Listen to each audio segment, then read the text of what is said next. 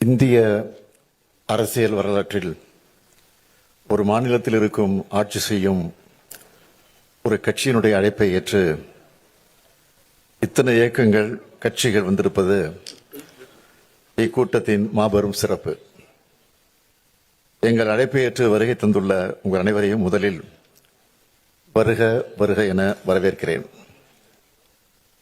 பல்வேறு மாநிலங்களின் முதலமைச்சர்கள், துணை முதலமைச்சர்கள், தேசிய மற்றும் மாநில கட்சிகளின் தலைவர்கள், பிரதிநிதிகள், அமைச்சர்கள், நாடாளுமன்ற உறுப்பினர்கள் வருகை தந்திருக்கிறீர்கள்.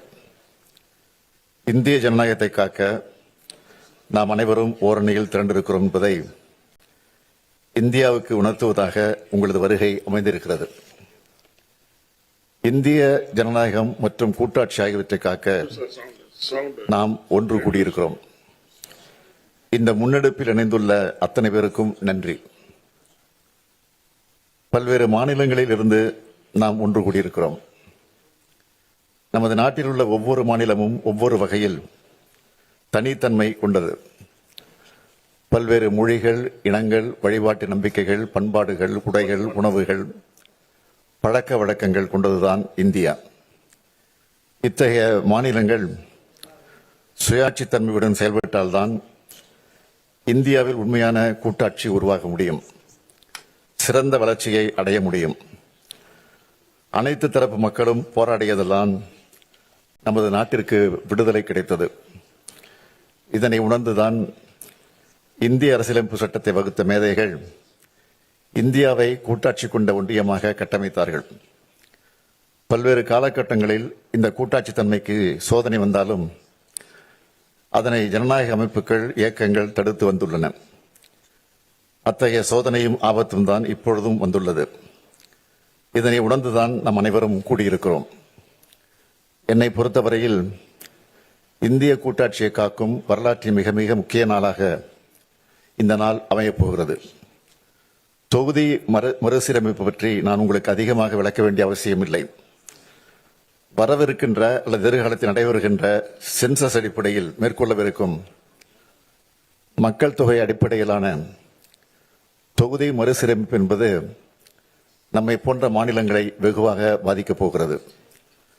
மக்கள் தொகையை பல்வேறு சமூக நலத்திட்டங்கள் மூலமாக கட்டுப்படுத்திய நம்மை போன்ற மாநிலங்கள் அதன் காரணமாக நாடாளுமன்ற தொகுதியின் எண்ணிக்கையில் நமது பிரதிநிதித்துவத்தை அதிகம் இழக்க நேரிடும். எனவேதான் இதனை நாம் கடுமையாக ஆணித்தரமாக எதிர்க்க வேண்டிய காலகட்டத்தில் இருக்கிறோம். தற்போதைய மக்கள் தொகை அடிப்படையில் தொகுதி மறுசீரமைப்பை ஏற்றுக்கொள்ள முடியாது என்பதில் நாம் அனைவரும் உறுதியாக இருக்க வேண்டும். இங்கே இருக்கும் ஒவ்வொரு மாநிலமும் பயனுள்ள மக்கள் தொகை கட்டுப்பாட்டின் மூலம் குறிப்பிடத்தக்க முன்னேற்றத்தை காட்டியுள்ளன. இத்தகைய மாநிலங்களை தண்டிப்பதாக இந்த நடவடிக்கை இருக்கப் போகிறது. மக்கள் பிரதிநிதிகளின் எண்ணிக்கை குறைவதன் மூலமாக நமது எண்ணங்களை சொல்வதற்கான வலிமை குறைகிறது. இந்த ஆண்டு காலமாக மணிப்பூர் மாநிலம் பற்றி எரிகிறது. 2 ஆண்டு காலமாக மணிப்பூர் மாநிலம் பற்றி எரிகிறது. அதனால் நீதிக்கான அவர்களின் குரல்கள் புறக்கணிக்கப்படுகின்றன. ஏனென்றால் நாட்டின் கவனத்தை ஈர்க்க அவர்களுக்கு அரசியல் வலிமை இல்லை. எனவே நாடாளுமன்ற தொகுதிகளின் எண்ணிக்கை குறைவது அல்லது நமது பிரதிநிதித்துவம் குறைவது என்பதை நம்முடைய அரசியல் வலிமையை குறைப்பதாகத்தான் பார்க்க வேண்டும். இது வெறும் எண்ணிக்கையை பற்றியது மட்டுமல்ல, இது நமது அதிகாரம், நமது உரிமைகள் மற்றும் நமது எதிர்காலத்தின் நலன்களை பற்றியது. பிரதிநிதித்துவம் குறைந்து வருவதால் நமது மாநிலங்கள் நமக்கு தேவையான நிதியை பெறுவதற்கு கூட போராட வேண்டி வரும். நமது விருப்பமில்லாமல் நமக்கான சட்டங்கள் வடிவமைக்கப்படும். நமது மக்களை பாதிக்கும் முடிவுகள் நம்மை அறியாதவர்களால் எடுக்கப்படும். பெண்கள் அதிகாரம் அடைவதில் பின்னடைவுகளை சந்திப்பார்கள். மாணவர்கள் முக்கிய வாய்ப்புகளை இழப்பார்கள். உழவர்கள் ஆதரவின்றி பின்தங்குவார்கள். நமது பண்பாடு, அடையாளம் மற்றும் முன்னேற்றம் ஆபத்தை சந்திக்கும். காலங்காலமாக நாம் போற்றி பாதுகாத்து வரும் சமூக நீதி பாதிக்கப்படும். குறிப்பாக பட்டியலின பழங்குடி மக்கள் அதிகம் பாதிக்கப்படுவார்கள். தொகுதியில் எண்ணிக்கை குறைத்து அதை அனுமதித்தாலோ அல்லது நமது மாநில பிரதிநிதித்துவத்தை குறைக்க அனுமதித்தாலோ நம் சொந்த நாட்டில் நாமே அரசியல் அதிகாரம் இழந்த குடிமக்களாக மாறும் அபாயம் ஏற்படும். எனவேதான் தொகுதி மறுசீரமைப்பு விவகாரத்தை சாதாரணமாக கருதக்கூடாது என்று சொல்கிறேன். இன்னொன்றை நான் தெளிவாக சொல்கிறேன். ஜனநாயக பிரதிநிதித்துவத்தை வலுப்படுத்தும் எந்த ஒரு நடவடிக்கையும் நாம் எதிர்க்கவில்லை. ஆனால் அந்த நடவடிக்கையானது நியாயமான அரசியல் பிரதிநிதித்துவத்தை பாதிக்கக்கூடாது என்று தான் சொல்கிறோம். இந்த போராட்டம் மறுசீரமைப்புக்கு எதிரானதல்ல. இந்த போராட்டம் நியாயமான தொகுதி மறுசீரமைப்பு வலியுறுத்துகிறது என்பதை அனைவரும் ஏற்றுக்கொள்வீர்கள் என்று நினைக்கிறேன். இதனை உணர்ந்து தமிழ்நாட்டில் உள்ள அனைத்து கட்சியின் கூட்டத்தை நான் கூட்டினேன். தற்போதைய மக்கள் தொகை அடிப்படையில் தற்போதுள்ள 543 மக்களவைத் தொகுதியில் மறுசீரமைப்பு செய்யப்பட்டால் தமிழ்நாடு 8 இடங்களை இழக்கும் என்பதை நான் தெளிவுபடுத்தினேன். நாடாளுமன்றத்தின் மொத்த இடங்களின் எண்ணிக்கை அதிகரிக்கப்பட்டால் தமிழ்நாடு 12 இடங்களை இழக்க நேரிடும்.